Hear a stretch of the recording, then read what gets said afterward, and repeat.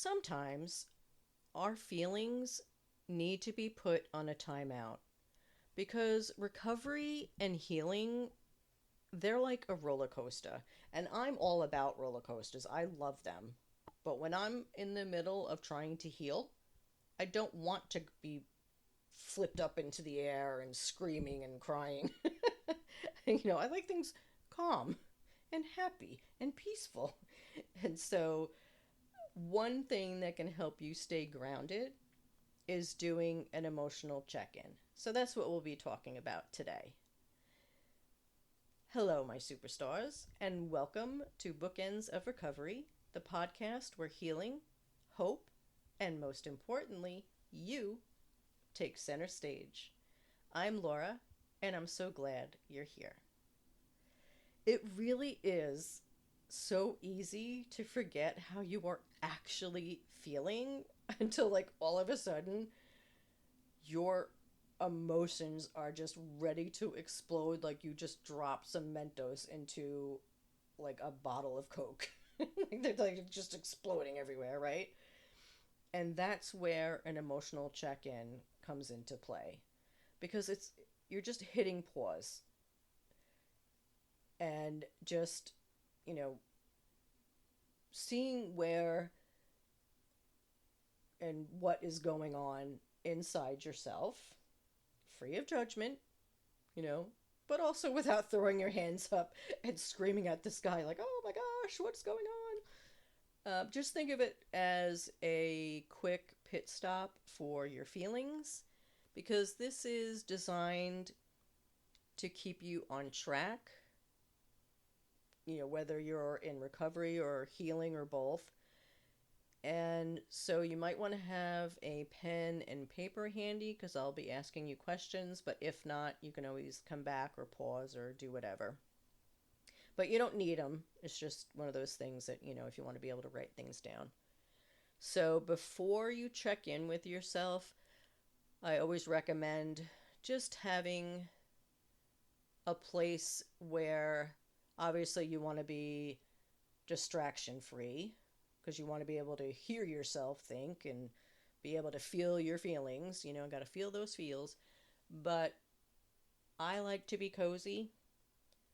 For me, even if I'm traveling, I still like to have that space where I can just kind of feel what I need to feel and think where I need to think. I have a travel pillow that I bring with me because it has a pillowcase that I love, and but there's just something about knowing I have a place that I need to, that I, or not need, but that I can go if I need to. So we've talked before about having your safe space. But again, if you're traveling somewhere and you may be triggered or feel anxious, you can still do this emotional check-in. And I know feelings can be scary, but remember, we're learning how to lean into things that may make us feel uncomfortable. So you're going to be doing your deep breathing. And if you need help with that, don't forget I have that on my website. And that's a good reminder to myself. I need to do like a breathing meditation. So note to self. So like I said, just find your quiet spot. It can be your bedroom, a bathroom if you're on the road, just a comfy spot in the living room, your safe space. We've talked about that. I have my safe space. I'm in it right now. Wherever that may be for you, a car, doesn't matter. It can even be a special spot in nature. If you're someone who likes to sit outside, I love to sit outside right now. We're on a tornado watch, so I won't be sitting out there today. But wherever it is that is your personal peace zone, make it soothing. You can dim lights, light a candle, put on some soft music. If you're traveling, bring some lotion that you love so you can, just have that scent. And then take some of those deep breaths that I'm always talking about. Inhale softly through your nose. We want to make sure that deep breath Makes your belly expand. Of course, you can't see it, but I'm doing it. And then exhale through your mouth, almost like you're blowing out birthday candles, right? Do it a few times. And you'll find it's naturally relaxing. And then you're going to tune into your body. Think of your body like that friend who doesn't always tell you that there's something wrong, but because you know them so well, you can tell by the way that they're acting that there is something going on. So pay attention to your body. How is it feeling? Are you carrying tension in your shoulders? Is your heart racing? Are you feeling like you just ran a marathon, but all you did was just binge watch Squid Games, for 3 hours? I don't know. Look, your body is a tension meter, okay? You could be clenching your jaw, your back could be aching. These are spots that clue you into what is going on with you emotionally. So pay attention. Your body knows before sometimes you realize. And then you want to name your emotions. So I'm going to say what I say all the time. Don't shove them down. Don't push them aside. We're going to invite them in, give them a little bit of real estate in your mind. But even though you invited them in, don't let them become like these, like invite them in vampires, right? Yeah, don't let them become emotional vampires. Like, what is that? Oh my gosh, I just started watching it. The one with the vampires. What We Do in the Shadows. Emotional vampire guy. Okay, anyway. Take them in slowly, one by one, and think about it. What are you feeling? Whether it's you're anxious or proud, frustrated, maybe you're hopeful. And guess what? You can be more than one thing. That's okay. You're labeling each emotion. Remember how we talked about your recovery toolkit? I personally like mine very organized in each box, in each drawer, blah, blah, blah. Some people prefer theirs in, cubby boxes, or other people like it in a knitting, thing or whatever. However you would do that, you can do the same kind of thing with your emotions.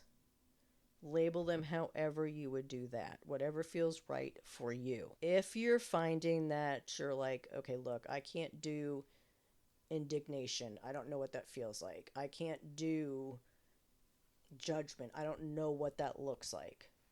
It's okay. Stick with basic emotions. You may feel happy, sad, angry, confused, anxious. The goal here is to be aware, not perfect. Every emotion that you're feeling counts. And if you're up to it, you can turn those negative thoughts towards the positive by using the meet it, greet it, transform it technique. And we've talked about that before, so I won't really get into it too deeply, but you're just going to meet it. You're going to acknowledge that thought. You're going to greet it. And then you're just going to transform it. So meet it by acknowledging it, greet it by naming it, and then transform it by taking that negative thought and turning it into a positive by transforming it into a positive thought by reframing it. If you need more information on that, again, that's on my website. And so remembering that emotions don't just appear out of nowhere can help. We do this kind of like playing detective. So you just need to put on your thinking caps. Think about what it was that may have caused you to have these feelings. Was it a stressful situation? An uncomfortable interaction? Was it an urge? Was it something from earlier in the day that you may not have even realized? Because sometimes emotions, they're like playing the long game. You know what I mean? Like what might feel in the moment, like right now, could actually be left over from earlier in the day, and your brain, you can't see me, but it's, it's in the back of your brain, and then all of a sudden now it's moving forward. It could even be from 2, 3 days ago, and your subconscious is mulling it over, mulling it over, mulling it over, and now it's like pushed forward and it's ready for you to think about it. So just kind of review things over that have happened, and notice where these feelings came from. Now, just like any good detective, don't feel like you need to solve it all now. Think of it like this, really is an investigation, because sometimes it takes time and patience. And if you get obsessive over it, and I'm using the word obsessive only because that's how I was, and because my counselor would be like, just move through it. And I'd be like, no, I need to figure this shit out now. And she'd be like, just move through it. So sometimes that's what you have to do, move through it. Because what you're really doing is you're just trying to figure out what you need rather than what it is. Because emotions are like our assistants. Because when they show up, they're trying to tell you something, and we're trying to figure out what it is they're trying to tell us. And that's our job. Like, it's our job to figure out what their message is. So sometimes we just need to move through the emotion and figure out, okay, what are you telling me, emotion? Do I need a pep talk? Do I need to get with somebody in my sobriety circle or my healing hive? Do I need to spend time with my trusted friends? Listen to your emotional whispers, not your negative voice, not your addict voice. Listen to your emotional whispers, because it could be that it's saying, look, you're isolating. You got to get around some healthy folks. You're headed down a slippery slope. Pay attention to, maybe it's telling you, hey, man, you got to take care of yourself. Maybe it's just that you're sitting still for too long. Maybe you need to reach out for support. Maybe you're blasted or halted. Remember, hungry, angry, lonely, tired, bored, lonely, angry, stressed, tired. So address those issues. It could be that you need a healthy snack or a glass of water. If you need to rest, do so without guilt. So pay attention to those kinds of messages as well. If you're not sure what's going on, let's talk about some tools that can help you figure that out. So let's go ahead and rate your emotions. So let's start with, on a scale of 1 to 10, what are you feeling? And this is an exercise that you would do. So you would ask yourself, how are you feeling in that moment? So 1 would be like calm, and 10 is, oh my God, I'm about to explode, send help. And then you're going to journal, write it out. Sometimes just putting your thoughts on paper helps. So whether that's word vomiting or a bullet journal or just a regular old, journal, putting your thoughts on paper, it really does help. Again, I have that on my website. I also have journaling prompts if you need help getting started. So after you do that, go back and rate your emotions, 1 to 10. You can try a mood tracker. You can simply keep a log of how you're feeling each day. And the reason you do that is because you can spot patterns and figure out what's triggering you. I also have that on my website. But this will help you identify, like, okay, for some reason, at 1 p.m. on Tuesday, I get sad. On 11 p.m. on Monday nights, I'm restless. At 4 p.m. on Wednesdays, I'm hungry. Whatever it is. I'm just making up random things. But this will help you identify There was somebody that I worked with, and she kept having setbacks the same time of the week, and we she was like, I cannot figure it out. So we had her do this worksheet, and she goes, "You're not going to believe this." And I said, "What is it?" It was a television show. It was an innocent television show, but because her and her friends discussed it the following day, they all made a promise to each other that they would watch it, so that they could all talk about it. But the reason that she was having this setbacks was because it was on late, and she would stay up for it, which caused her to miss an extra, I think it was 2 hours of sleep or whatever it was, which made her tired, which made her more prone to setbacks. And she just didn't even realize it because it was just out of her routine, but she didn't realize how much her sleep, not getting that good night's sleep was causing her, because then that would set her back with her breakfast. And then that was, so it was a whole pattern. And so just being able to write it down and see it helped her identify it. It was a pretty cool thing for her to see, which I was really proud of her for. But anyway, okay. Um, and something else that you can do is practice self compassion, which sometimes we tend to forget to do, because sometimes you're just going to feel all sorts of emotions. Like I said, you can feel more than one emotion. That's okay. Uh, I mean, we're not computers, not yet anyway. Uh, Remind yourself that recovery and healing, they're messy. And we're not failing because of a few challenging feelings. That's normal. I think one of the most, is it unutilized? I think it's unutilized. If it's not, that's the word I'm using. One of the most unutilized tools that I try to recommend to people at every turn are affirmations. I don't think they're utilized much because people don't think that they work, and yet they do. So I'm going to recommend them again.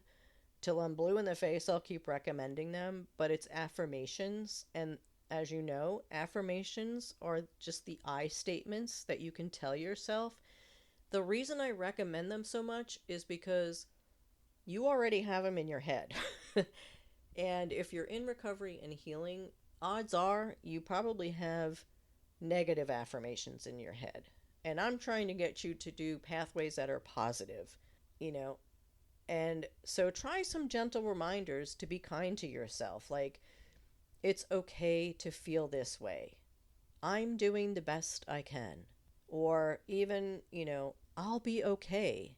This feeling will pass. Things like that, because we want to remind ourselves that I statements are powerful and they're strong, just like you are. And of course, I have a worksheet for that as well. So cut yourself some slack. Emotions are part of being human, they're not signs of weakness. So after you do these things, again, I want you to check in with yourself and do that, 1 through 10, rate yourself as you're doing these things and see if it's working, to, calm yourself. So after you've done your emotional check-in, don't just sit there. Ask yourself what you can do for yourself today. Like, if you're feeling triggered or anxious, try some deep breathing or mindfulness.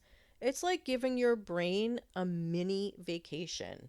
If you're feeling isolated, reach out to your support network. Don't be afraid to call up that person who knows exactly what you're going through. So, here's my question. Who is your support network? Who are 5 people that you can reach out to? If you're feeling exhausted, think about what things you can do to overcome that. Of course, the first thing is going to be a nap, but go ahead and write down some other ways to help you reset. And I want them to be non recovery and non healing. Something like a good book. I'm even going to say it's okay for Netflix, or in my case, reality shows. But something that really does allow your mind that reset, that emotional reset. Because remember, the goal here, we're not fixing everything, we're responding with care. It's recovery is a marathon, not a race. So I don't want you to burn out before you get started. I also want you to, because this is where we're getting into all the questions, think about, is there a day of the week for you? Like the example I just gave about the person I worked with, where you have a day where you struggle emotionally. And why is that? Is there a journal, a way that a journal works best for you? But we'll get into that in just a second. Because remember, the more you practice, the easier it is to stay emotionally aware and balanced. So even if you have to schedule these check-ins at first to kind of help you get into the habit of using them, that's fine. In the mornings, after work, before bed, and then intuitively you'll know when your body needs them. Kind of like brushing your teeth every morning or every evening. Just think of it instead of your physical hygiene. This is for your mental hygiene. So we'll start with a quick check-in prompt. So ask yourself, what am I feeling right now? What caused me to feel this way? Is this emotion helping or hindering my recovery and healing? What can I do to feel safe and supported right now? And this may be going a little backwards, but I was trying to save the questions for the end of the podcast for people who didn't have a pen or paper handy. But I want you to go ahead and write down where you want to set up your check-in spot, and then what steps you can take to create a calming atmosphere. Whether that's dimming the lights or lighting a candle, playing music, that kind of thing. And write down what you notice typically when you're feeling anxious or angry, upset. Where does that usually show up for you in your body?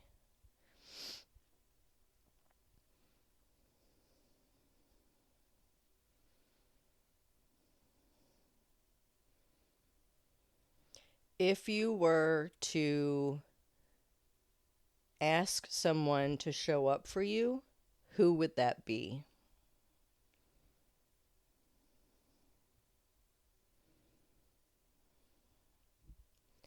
What kind words or affirmations can you say to yourself right now in this moment?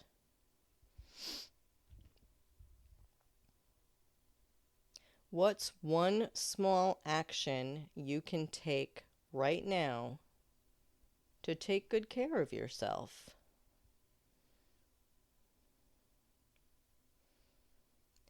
When will your next emotional check-in be?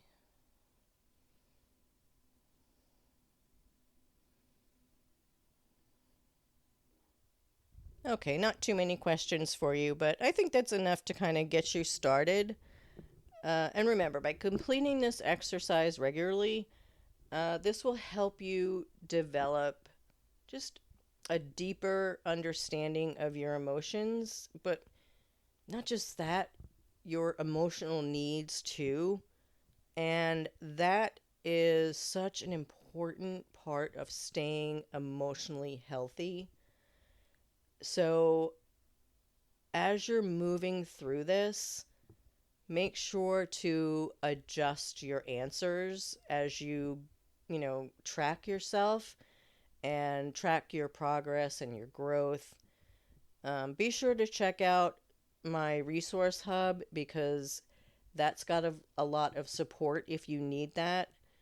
So if you are trying to build up your sobriety or your sobriety circle or your healing hive, and you're not sure where to begin, you can find resources on there. And also check out my worksheet section because a lot of the stuff I talked about today, you can find worksheets on there. That's all free. I do all this because I don't want anybody to ever feel like I did in the beginning of my journey.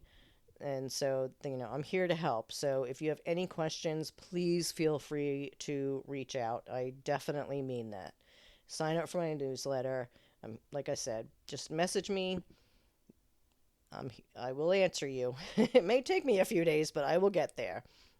Please take care, my superstars. I am supporting you on your journey, and you are so much stronger than you realize. Take care, my friends.